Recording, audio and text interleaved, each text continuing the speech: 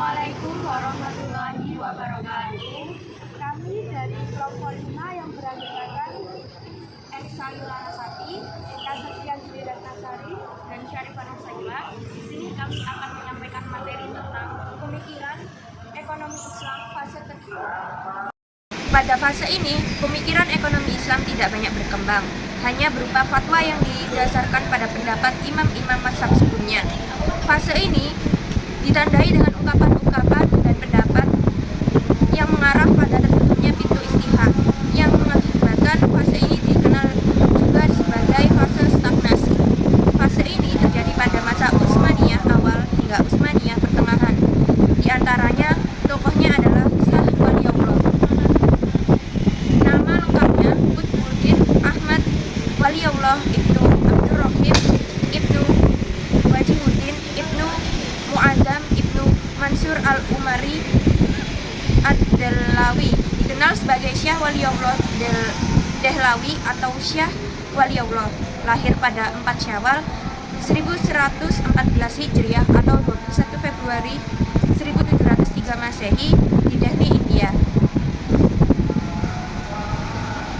Pemikiran ekonomi Islam Syah Waliullah sudah cukup terbuka dalam memandangkan komunitas sebagai bagian dari peradaban dunia. Menurutnya, manusia secara alamiah adalah makhluk sosial, sehingga harus melakukan kerjasama antara satu orang dengan orang lainnya. Kerjasama usaha mudharabah, musyarakah, kerjasama pengelolaan pertanian, dan lain-lain.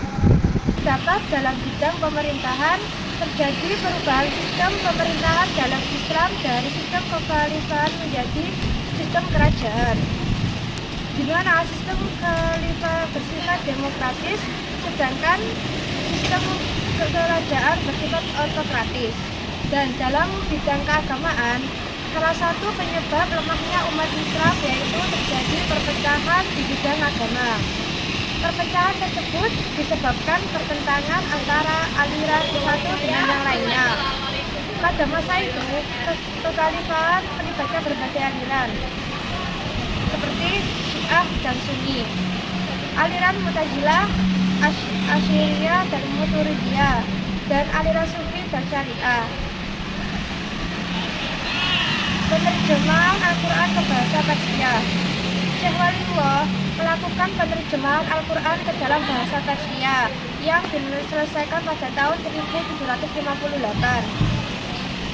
Dalam karya-karya Syekh Waliullah adalah seorang penulis yang produktif dan penulis secara menyeluruh di fikih dan hadis. Beliau menulis 51 buku, 23 Arab dan 23 dalam bahasa Persia. Biografi Muhammad Iqbal. Muhammad Iqbal lahir di Sialkot, Punjab. Adapun beberapa pendapat mengenai tahun kelahirannya. Salah satunya yakni dalam buku yang berisi tentang seminar pemikiran Islam yang bertema Iqbal dan pembentukan semula identity Muslim, or Iqbal and the Revivification of the Muslim Identity, tertulis bahwa Iqbal lahir pada 9 November 1877 di Punjab. Pemikiran Muhammad Iqbal. Yang pertama yakni pemikiran politik, bahwa negara dan agama adalah dua keseluruhan yang tidak terpisah satu sama lain. Dengan gerakan membangkitkan hudi atau pribadi kepercayaan diri, ia dapat mendobrak semangat rakyatnya untuk bangkit dari keterpurukan yang dialami. Pemikiran tentang sumber hukum Islam. Yang pertama yaitu Al-Quran. Tujuan Al-Quran adalah membangkitkan kesadaran manusia yang lebih tinggi dalam hubungannya dengan Tuhan dan alam semesta, berkeinginan menggerakkan umat Islam untuk kreatif dan dinamis dalam menghadapi hidup dimensi dan menciptakan perubahan-perubahan di bawah tuntunan ajaran Al-Quran.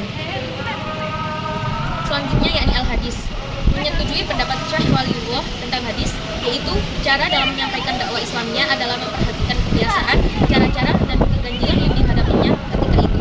Pandangan Iqbal sendiri tentang perbedaan hadis hukum dan hadis bukan hukum sejalan dengan pemikiran ahli usul yang mengatakan bahwa hadis adalah penuturan, perbuatan, dan ketetapan Nabi Shallallahu Alaihi Wasallam. Dan yang terakhir yakni ijtihad. Menurutnya, ijtihad adalah exerting a view to form an independent judgment on legal question, yang artinya bersungguh-sungguh dalam membentuk suatu keputusan yang bebas untuk menjawab permasalahan hukum. Hukum dalam Islam sebenarnya tidak bersifat statis, tetapi dapat berkembang sesuai dengan perkembangan zaman. Adapun karya-karya dari Muhammad Iqbal diantaranya yakni Bab Idara atau Genta Lonceng, Payet-i Masyriq, Pesan dari Timur, Asrar-i Yahudi, Rahasia-rahasia Diri, Rumus-i Behudi, Rahasia-rahasia Peniadaan Diri, Jawaid Nama atau Kitab Keabadian, Zat-i Kalim atau Pukulan Tongkat Nabi Musa, dan yang terakhir yakni Musafir Nama, Bal-i Jibril atau Musayab Jibril, dan lain-lain.